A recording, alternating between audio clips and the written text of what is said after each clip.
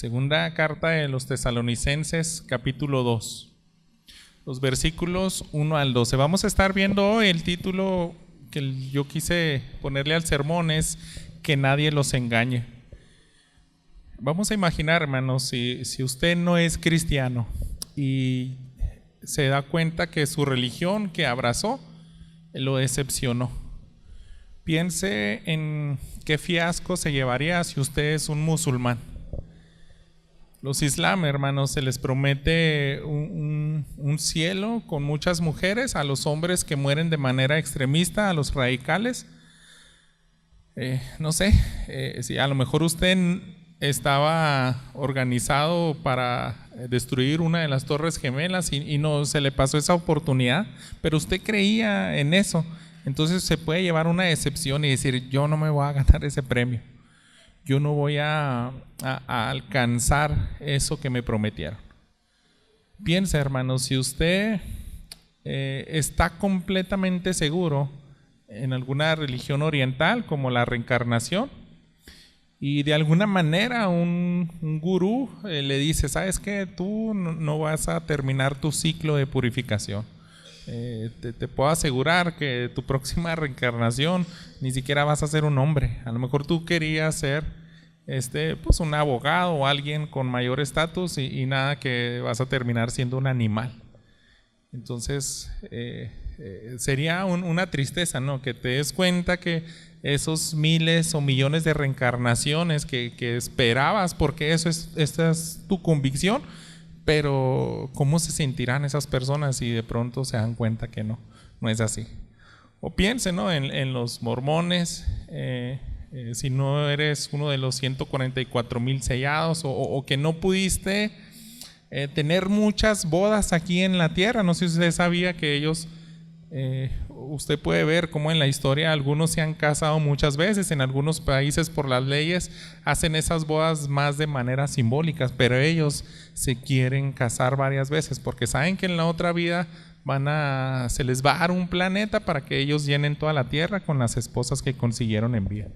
Pero si te das cuenta, ¿no? Si esa religión, o sea, creíste y abrazaste eso, pero te das cuenta que no vas a lograr lo máximo porque pues, no pudiste cumplir esas metas. Un católico podría también llevarse un fiasco si dijera, no, pues es que no me pude bautizar de niño, mis padres no me bautizaron, no me hicieron la primera comunión, o hice todos los sacramentos, pero no tengo la seguridad porque no me casé por la Iglesia Católica en mi matrimonio. Entonces, cada una de las convicciones que abraza uno, hermanos, como hombres en esta vida, y les digo, puede ser infinidad de religiones, te pueden traer una seria tristeza a tu corazón. ¿Por qué? Porque has sido decepcionado.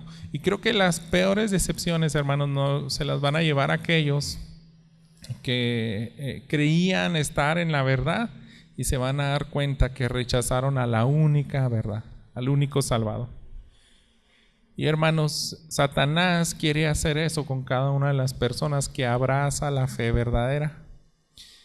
Y eso ocurrió, hermanos, en la iglesia de Tesalónica. Es una iglesia que era joven en cuanto al tiempo de vida del cual escribe Pablo estas cartas.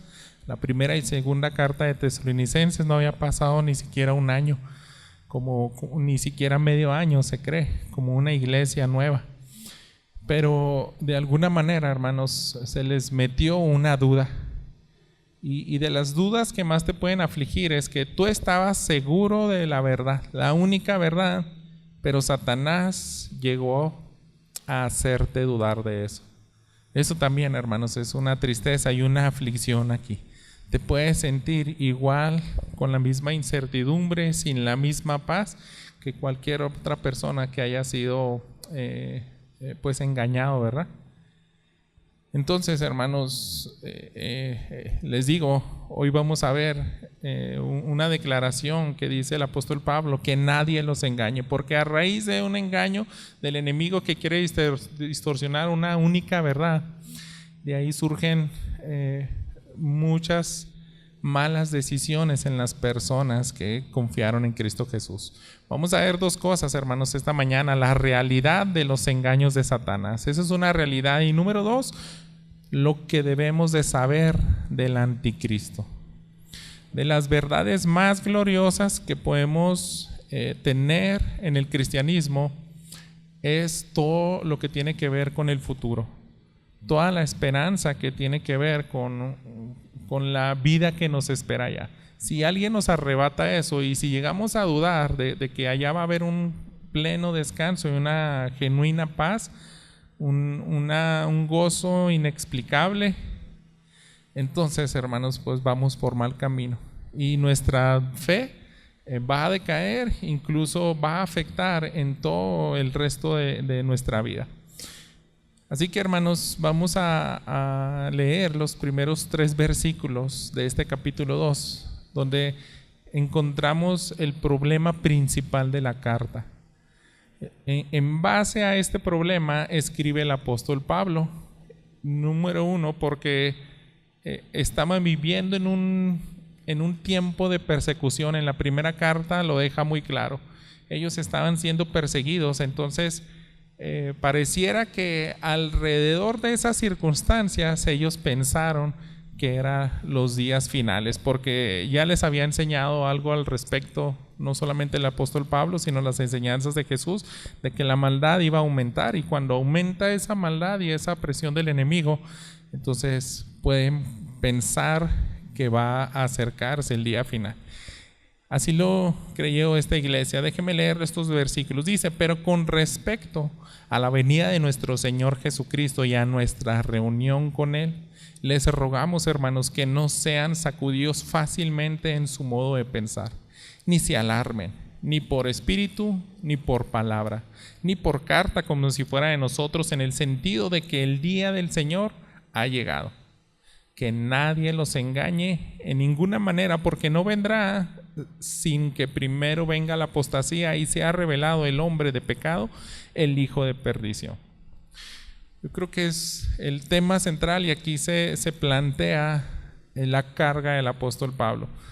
Algunos de los congregantes de esta joven iglesia estaban perdiendo el rumbo y su fe. ¿Y por qué? Porque alguien los engañó, y eso trajo duda en cuanto a las enseñanzas de los últimos días.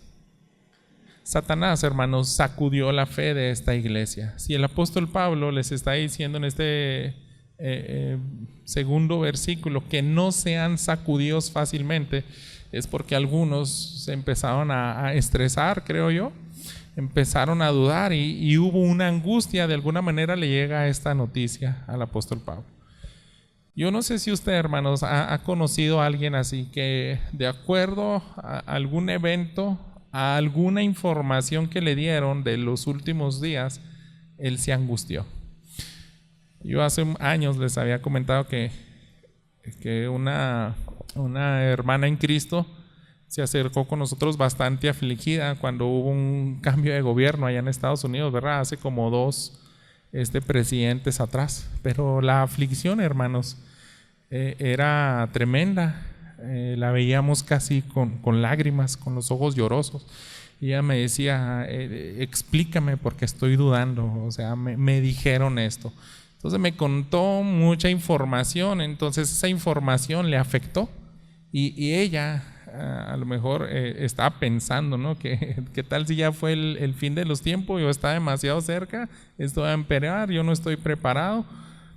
Y lo que está creyendo esta iglesia, hermanos, yo creo era todavía peor. Ellos pensaron que Jesús sí vino, pero no vieron restauradas muchas cosas, no veían frenada la maldad.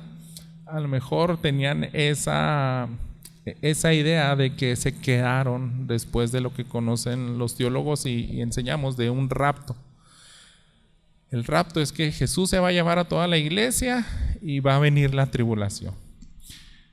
Les recuerdo, hermano, que hay distintas posturas de acuerdo a esto. Algunos creen que sí vamos a vivir en la tribulación y después viene el rapto, pero de acuerdo a las enseñanzas del apóstol Pablo, y solamente adentrándonos a lo que dice esta carta, ellos tenían aflicción ¿Por qué? Porque los engañaron prácticamente. Satanás sacudió su fe por un rumor que sí tenía bastante peso para ellos, peso entre comillas. Ahí podemos ver algunas posibilidades de cómo fue engañada esta iglesia, y debemos de poner atención, hermanos, porque algo así nos puede sacudir a nosotros, algo similar nos puede engañar. Fíjese ahí al final del versículo 2, dice: no se alarmen ni por espíritu, ni por palabra, ni por carta, como si fuera de nosotros, en el sentido de que el día del Señor ha llegado. Entonces es el problema, de alguna manera se infiltró esa errónea idea. Alguien tal vez hizo una carta redactándola como si los autores de Tesalonicenses, que son los pastores que estuvieron más cercanos a esta iglesia, usted lo puede ver en el primer versículo, dice Pablo, Silvano y Timoteo, como si dijera: amada iglesia de Tesalónica, les tenemos no muy buenas noticias, el Señor Jesús ya llegó. Entonces no sé qué más les habrán puesto, pero prepárense porque esto va a empeorar. Y les saluda hermano en Cristo y los encomendamos en la gracia, Pablo, Silvano y Timoteo. Pareciera que alguien les dejó esa carta.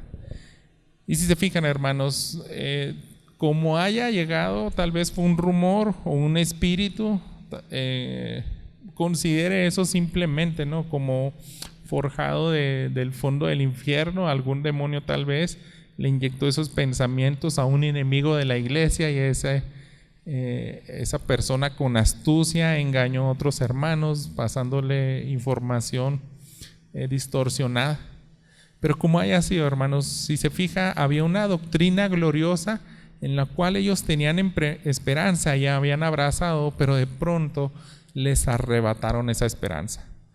Retroceda unas páginas atrás en la primera carta de Tesalonicenses, vaya al capítulo 1 y fíjese cómo dice el versículo 3, el apóstol Pablo está gozoso de las primeras noticias que le llegaron a esta iglesia. ¿Por qué? Porque esa iglesia tenía una sólida fe, una fe sólida. Dice el versículo 3, teniendo presente sin cesar delante de nuestro Dios y Padre su obra de fe, su trabajo de amor y la firmeza de su esperanza en nuestro Señor Jesucristo.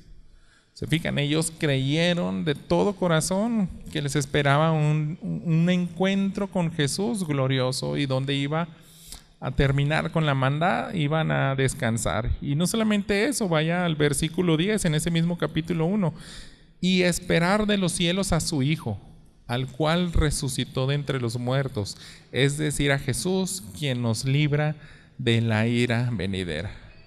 Pablo dice, ustedes son una iglesia que lo está esperando, lo anhela. Entonces, hermanos, si alguien les arrebató esa creencia, esa fe en una promesa correcta, yo no me imagino qué tan difícil haya sido, ¿verdad?, los días para estos creyentes. El apóstol Pablo tiene que hacer lo más pronto posible una carta para aclararles esto. En la primera carta, hermanos, ya les había aclarado algo referente a los últimos tiempos y cuestiones que estaban relacionadas, como por ejemplo, ¿qué pasa si viene Jesús pero yo estaba muerto? ¿Qué pasa si viene Jesús y yo estaba en vida? ¿Qué diferencia hay? A lo mejor solamente los que están en vida son los que se van a ir con Él en el cielo, pero si yo llegué a morirme, no sé qué va a pasar. Y eso lo arregla el apóstol Pablo en la primera carta. Y son problemas, hermanos, que de acuerdo a lo que vemos en el libro de los Hechos, una iglesia que tal vez no pasó ni siquiera el mes cuando el apóstol Pablo solamente convivió con ellos unas 3 semanas, les enseña todas estas doctrinas y de pronto en cuanto se va, ahí va Satanás y les inyecta mentiras. Ellos la creen, son engañados, y el engaño, hermanos, de ahí parte todo. De ahí parte la intranquilidad, ahí se sacude la fe.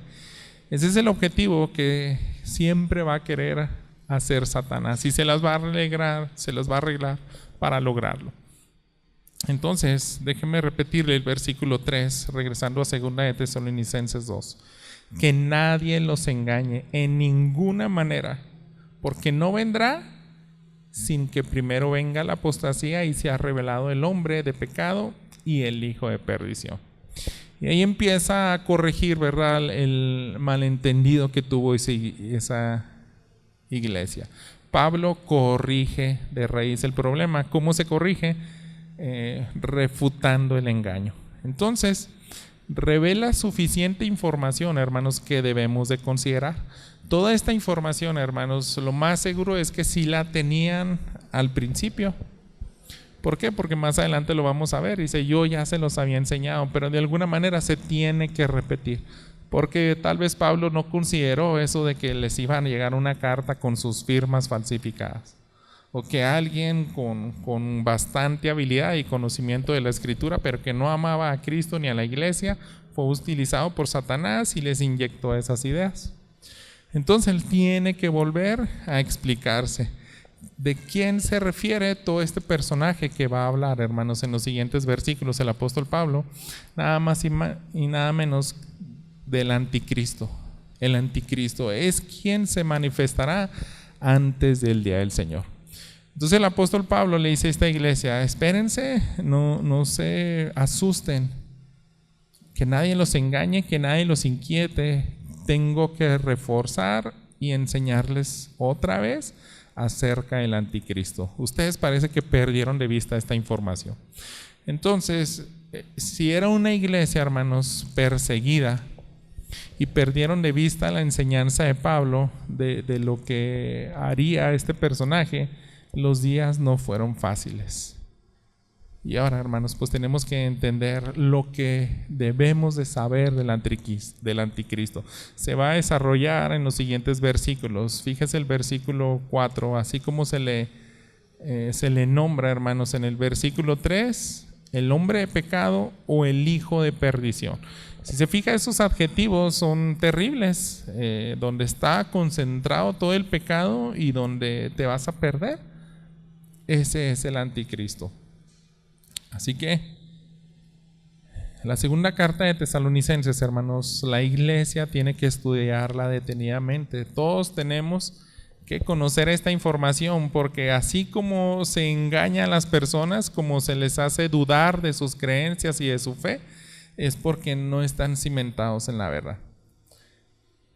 Dice el versículo 4, este se opone y se exalta sobre todo lo que se llama Dios o es objeto de culto, de manera que se sienta en el templo de Dios presentándose como si fuera Dios.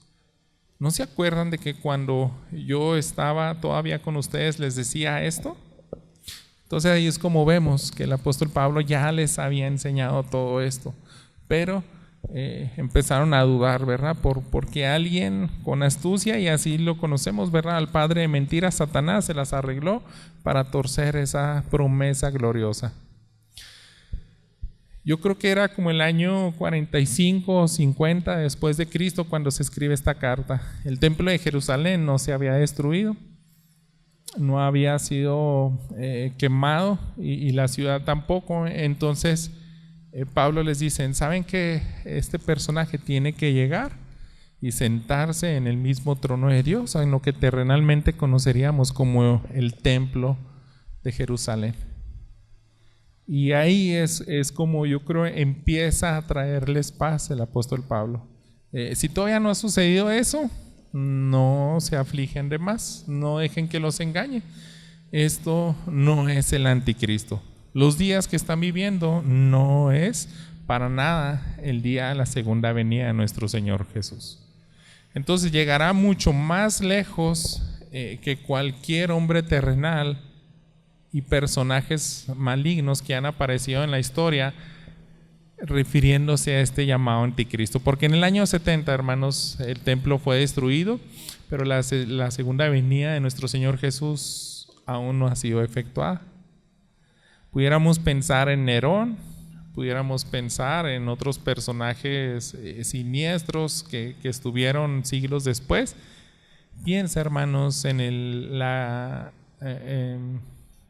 potencia mundial que se levantó para aniquilar a millones de judíos con este personaje Hitler, Yo creo que los creyentes de esa época tendrían ciertas razones también para conmoverse y decir, ¿qué personaje tan más siniestro en la historia puede ser más que el anticristo, sino el mismo Adolfo Hitler? ¿Por qué, hermanos? Nosotros conocemos que no quería saber absolutamente nada del cristianismo. Aborrecía al judío, los consideraba menos que animales, hermanos, cuando uno estudia y lee las declaraciones de Hitler. Entonces, a lo largo de los siglos, hermanos, déjenme decirle que han existido figuras del anticristo, hombres malvados, hombres perversos, pero lo que está diciendo aquí el apóstol Pablo es que este hombre va a llegar todavía mucho más allá. Se va a sentar en el mismo trono de Dios y tomar su lugar, ¿verdad? Déjenme leerle otra vez el versículo 5. No se acuerdan, el final del 4. De manera que se sienta en el templo de Dios presentándose como si fuera Dios. A ese grado va a llegar su blasfemia. Y hermanos, ellos olvidaron todo esto, toda esta información que yo creo que el apóstol Pablo simplemente les estaba repitiendo. Si pudiéramos numerar simplemente 3 cosas, dice: se opone, se exalta sobre todo lo que se llama Dios o es objeto de culto, y se sienta en el templo de Dios como si fuera Dios. Simplemente esas características, dice, no la ha logrado nadie hasta ahora. Entonces dejen de preocuparse. Olvidaron eso. Se opone, se exalta y se sentará en el templo de Dios. Y también, hermanos, el apóstol Pablo les tuvo que haber instruido acerca de su manifestación, cuándo sería el origen, cómo se iba a dar exactamente. Pablo, hermanos, seguramente les daría un sumario. Si en este versículo solamente tenemos, acuérdense que yo ya se los había dicho. Es una carta, hermanos, solamente la podemos leer en unos 5 minutos, solamente tiene 3 capítulos. Pero si él estuvo 3 semanas con esta iglesia, y conocemos también que el apóstol Pablo no tenía problemas en enseñar horas y horas, predicar sin detenerse, yo pienso que a lo mejor hubo un día donde les enseñó, póngale, 3 horas del puro anticristo. Tal vez otras 3 horas de la esperanza del cielo, 3 horas del sacrificio de Jesús. Otro día, pues ahí nos vemos, les voy a enseñar acerca de los profetas. Pero seguramente el apóstol Pablo les dejó mucha información de los últimos tiempos. Existen libros, hermanos, más gruesos que la Biblia, que se les dice teología sistemática. Son obras que los teólogos ordenan de los temas de la Biblia. Entonces dicen, te voy a enseñar todo lo que dice, todos los versículos que nos hablan de quién es Dios. Vas a comprender qué es el Espíritu Santo, qué es la iglesia, qué es el hombre. Esos libros, hermanos, pueden condensar qué es el cristianismo, qué es el anticristo. Entonces yo creo que el apóstol Pablo, como un excelente teólogo, les dio una cátedra así. Les voy a decir a lo largo de toda la escritura quién es el anticristo, y se les tuvo que haber dejado bien en claro. Como no estuvimos ahí, hermanos, yo quise extraer brevemente algo que un pastor y catedrático de un seminario llamado Roland Macun, este pastor bautista, hizo una obra de teología sistemática del cristianismo bíblico. Y déjeme leerle el párrafo que él puso de los concentrados acerca del anticristo. Ponga mucha atención. Me gustaría leérselo 2 veces, pero con una espero que sea suficiente. Solamente imagine que Pablo les dijo algo así a ellos y mucho más extendido, pero todo lo que pudiéramos y debiéramos saber del anticristo sería algo así. La Biblia presenta al anticristo escatológico, o sea, esa enseñanza de los últimos tiempos, como una persona y no como una institución. De hecho, y sobre todo en la era de la Edad Media, la idea de un anticristo papal, es decir, de que el papa o simplemente el papado eran anticristo, se debe descartar. El anticristo no es un sistema, en pocas palabras, es una persona. Entonces, Los vestigios de la idea del anticristo institucional todavía permanecen aún hoy en día entre algunos predicadores y autores. Pero es una persona, hermanos. Y dice: a continuación presentaré algunos de los rasgos más sobresalientes de la personalidad de este personaje mundial que vendrá. Y agrega muchas citas acerca de lo que va a decir a continuación. No vamos a tener tiempo de leer esas citas, pero cuando uno lee toda la escritura puede concluir lo siguiente de la escritura del anticristo. Dice: es diferente, es inteligente, es orador, es un político hábil, tiene una apariencia física atractiva, tiene conocimientos militares, es un prodigio mundial y es egocéntrico. Y de donde mayormente sacan esta información, hermanos, es de Tesalonicenses, de esta segunda carta, del libro de Daniel y de Apocalipsis. Entonces, hermanos, nosotros podemos ver que este personaje va por encima de todos los que se han aparecido hasta la fecha. Así que es como si el apóstol Pablo les volviera a decir eso a esta iglesia: oigan, no olviden que les enseñé acerca de él. Y solamente en estos versículos consideráramos lo que está diciendo, que es alguien que va a querer tomar el trono de Dios, que va a engañar a las personas, se va a exaltar y se opone a todo lo que es la verdad. Entonces cuídense de él. También les instruyó respecto a esa manifestación, cuándo iba a suceder. Fíjense los versículos 6 y 8. Ustedes saben lo que lo detiene por ahora, para ser revelado a su debido tiempo, porque el misterio de la iniquidad ya está en acción. Solo que aquel que por ahora lo detiene, lo hará hasta que él mismo sea quitado de en medio. Entonces será revelado ese impío, a quien el Señor matará con el espíritu de su boca y destruirá con el resplandor de su venida. Así que la iglesia de Tesalónica también ya sabía esto, hermanos. Ellos ya lo sabían. El apóstol Pablo le dice: ustedes saben quién lo detiene. Y déjeme decirle que es uno de los versículos bastante debatidos en nuestra época, porque los teólogos no se ponen de acuerdo qué es lo que lo detiene. Y hay muchas sugerencias. Algunos piensan que puede ser el ángel Gabriel, algunos piensan que es el Espíritu Santo, otros creen que es la iglesia misma. Entonces, lo que ha pasado en nuestra época, hermanos, porque no éramos la iglesia de Tesalónica y no estuvimos en las clases del apóstol Pablo, de todas formas tenemos que tener paz, porque detrás de quien sea que lo detenga está Dios. Dios el soberano. En eso sí podemos estar de acuerdo. Y yo creo que lo que más apunta, vamos a suponer que el apóstol Pablo se refería a la iglesia. ¿A quién le pertenece la iglesia? A Dios. Dios tiene el Espíritu Santo y lo pone en sus hijos. Si se lleva a la iglesia en el rapto y supongamos que es esa postura lo que va a ocurrir, y va a quedar desenfrenada la maldad, porque el Espíritu Santo ya no va a estar a través de la vida de los creyentes, que es una de las posturas más populares. Entonces se va a desbordar más todavía la maldad. Pero, hermanos, debemos de irnos a quién está detrás de todo esto: el Espíritu Santo. Dios mismo, el soberano, es el que lo detiene, ya sea que esté utilizando a lo mejor el ángel Gabriel o su mayor general del ejército celestial, porque si es el anticristo también tiene que tener bastante actividad demoníaca. Lo que sea, hermanos, Dios mismo, el soberano, le está deteniendo por el medio que él quiera.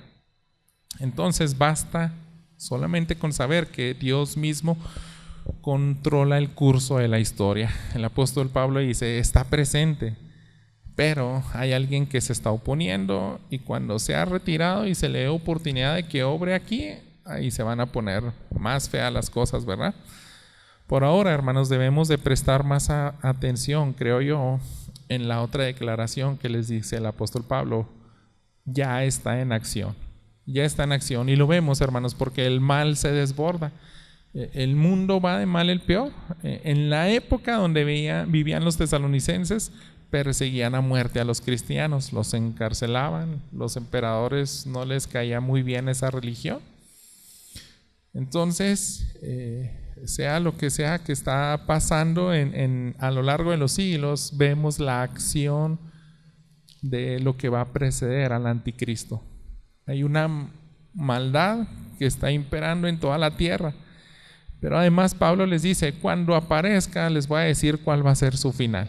En un versículo pareciera que les dice, es inevitable su llegada, solamente que se quite el que lo frena, pero cuando llegue solamente va a llegar para ser destruido. Y menciona, ¿verdad?, a Jesucristo. ¿Y cómo sabemos eso? Porque eso mismo se le escribe también así en Apocalipsis. Aquí dice el versículo 8, será revelado ese impío a quien el Señor matará con el espíritu de su boca. Usted debe recordar, vaya a Apocalipsis capítulo 19, ¿quién se refiere a eso? Cuando va a llegar la batalla de Armagedón, la última guerra donde será aplastada la maldad, así se describe a Jesús, el Rey de Reyes y Señor de Señores. Tiene eso escrito en su muslo, tiene muchas diademas, tiene un ejército incontable a su alrededor. Pero déjeme leerle el versículo 19. Entonces vi la bestia, a los reyes de la tierra y a su ejército reunidos para hacer guerra contra aquel que iba montado en el caballo blanco y contra su ejército. La bestia fue apresada junto con el falso profeta que hacía señales en su presencia. Esto es el anticristo, hermanos. Y dice, con las cuales engañaba a los que habían recibido la marca de la bestia y a los que adoraban su imagen. Los dos fueron arrojados vivos al lago de fuego que arde con azufre. Entonces, aquí podemos ver que aquel que tiene la espada en la boca, hermanos, es el que lo va a destruir. También viene en versículos más atrás que regirá con vara de hierro. Es Jesús mismo. Y el apóstol Pablo es como si quisiera tranquilizar a la iglesia y decirle, no olviden esto. Si llega a aparecer, va a ser solamente para ser destruido. Va a querer enfrentar a nuestro maestro, a nuestro campeón, a Jesús, pero no podrá. Él va a ser aplastado ahí. Así que todo apunta a la manifestación de Satanás, conocido como el padre de mentira. ¿Por qué?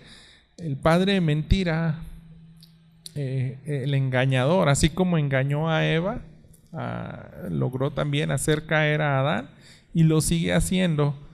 Tiene esa habilidad, hermanos, ese poder maligno, y es lo que va a pasar cuando se ha manifestado. Regrese a 2 de Tesalonicenses, los versículos 9 y 10.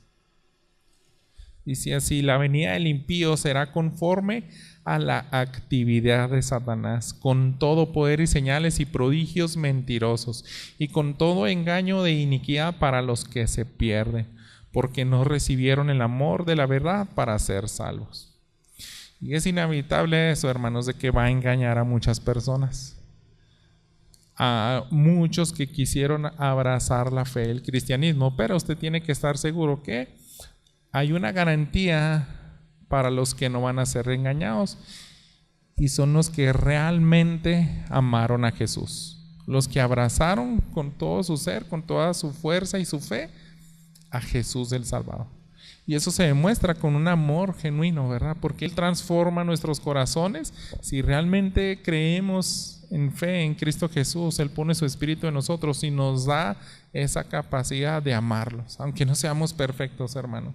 Pero cuando confiamos en Cristo Jesús, nos da un corazón que le ama, que le sirve, que le obedece. Entonces dice, ellos no serán engañados. Pero si no amaste a Jesús, si vas a correr un grave peligro. ¿Por qué?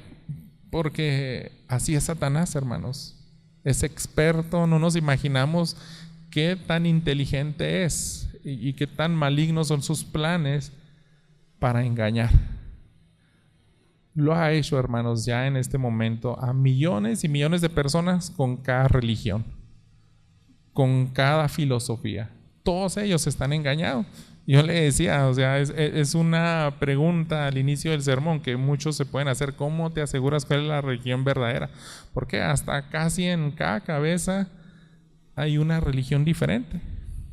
Hay sincretismos, algunos inventan su propia idea pero la palabra de Dios está respaldada por un nombre que es el único que nos puede dar promesas con un verdadero fundamento.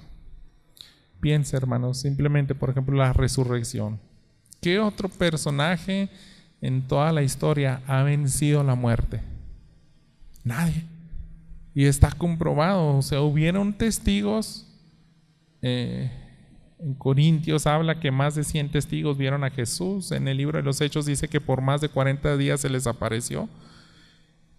Hay algo que la ceguera de este mundo no los hace ver algo que es tan claro para nosotros, para los demás es locura. Pero ¿cómo explicas que millones de personas estén dispuestos a morir por esta fe?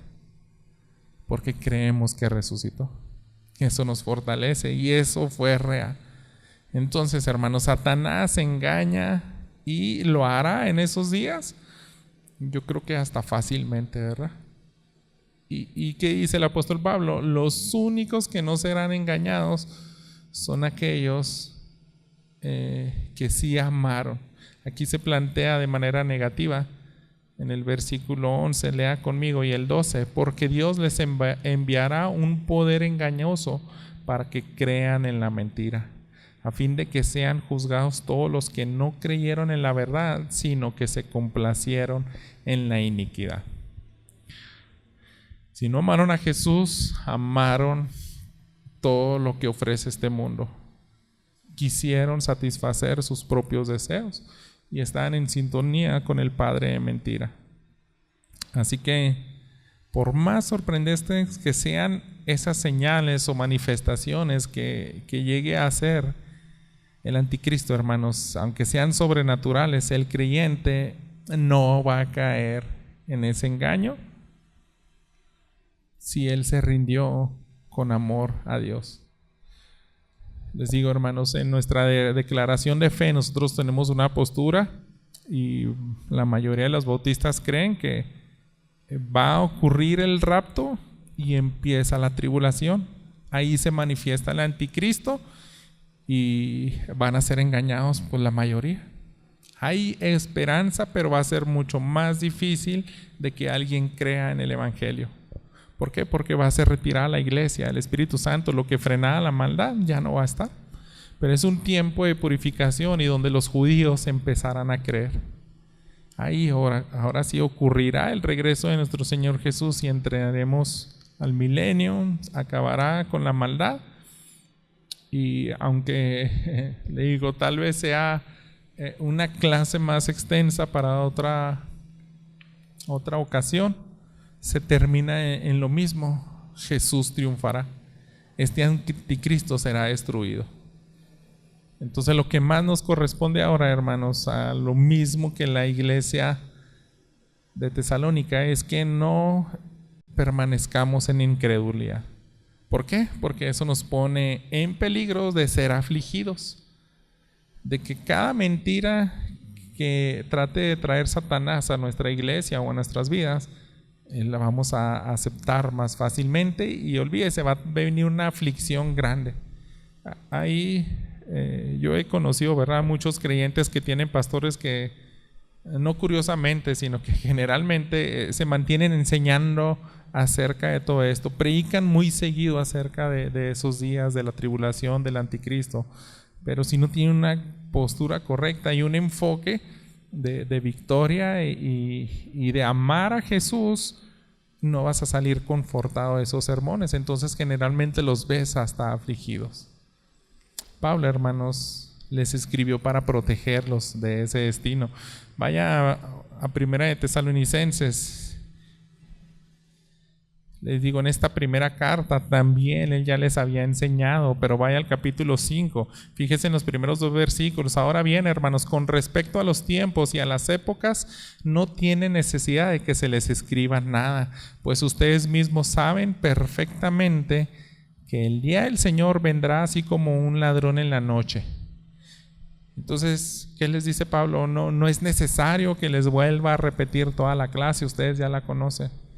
Lo más importante, y simplemente refuercen esto: Jesús viene, pero no sabemos cuándo. Así que eso te tiene que tener apercibido, velando, asegurándote de que amas a Jesús, de que esperas ese día y que nada te va a engañar. Cuando venga va a ser por un personaje que es completamente diferente a todos los que se han manifestado aquí en la tierra. Es más siniestro de lo que ha parecido. Yo creo, hermanos, que si combináramos a todos aquellos seres malvados que han asesinado a personas como Stanley, Hitler,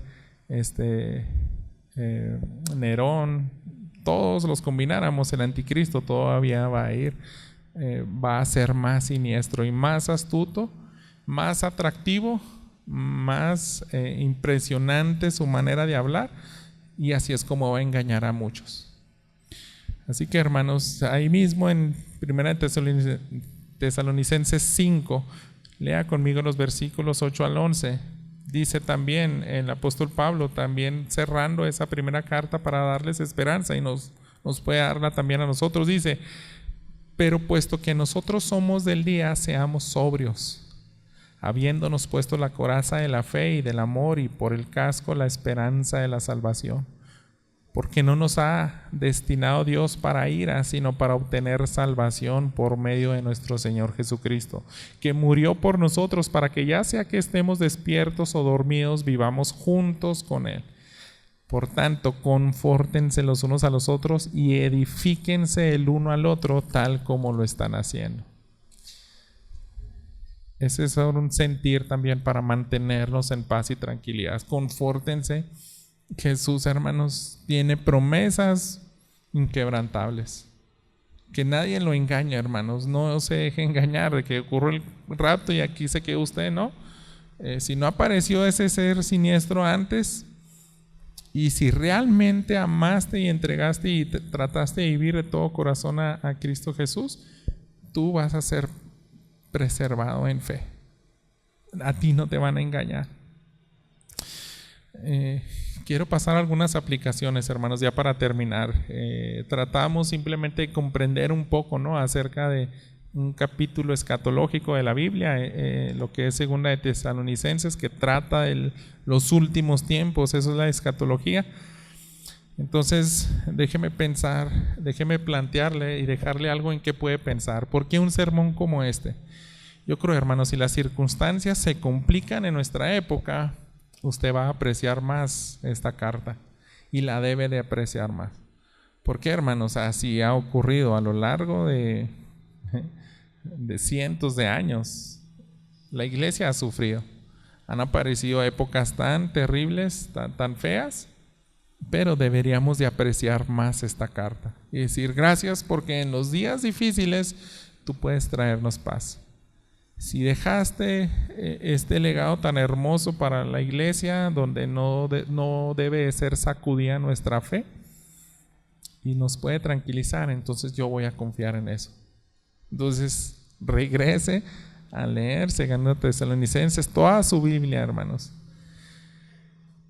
Otra cosa en que podemos pensar: si no permaneces en esta verdad, el engaño te traerá una profunda aflicción. Entonces también es una invitación, hermanos, a que no se aleje, no deje de congregarse, no deje de leer su Biblia, no deje de buscar a Dios. Porque a la luz de esta iglesia ellos ya sabían todo, lo sabían todo, pero parece ser que no lo repasaron y por eso les entró la duda.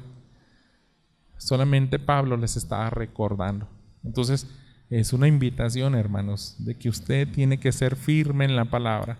Otra cosa, considere todo lo que tú perderías si caes en el engaño. Vamos a suponer que en el próximo mes alguien te engaña. ¿Qué va a pasar?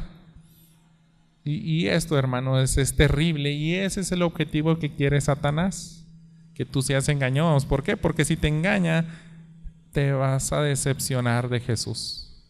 Vamos a imaginarnos que Él sí llegó y nosotros nos quedamos aquí. Porque la Escritura dice que en un abrir y cerrar de ojos, ahí en Tesalonicenses veía más, pero aparecerá y nos reuniremos con Él. Los que estaban durmiendo se levantarán y en el cielo nos encontraremos con Él. Se nos va a dar un cuerpo nuevo y vamos a estar ahora en un lugar donde no habrá maldad, ya no tendremos pecados y descansaremos plenamente con Él, únicamente en comunión para cantarle, alabarle y pasar con Él un hermoso tiempo, ¿verdad? Ya sea en esa antesala del milenio y después en toda la eternidad.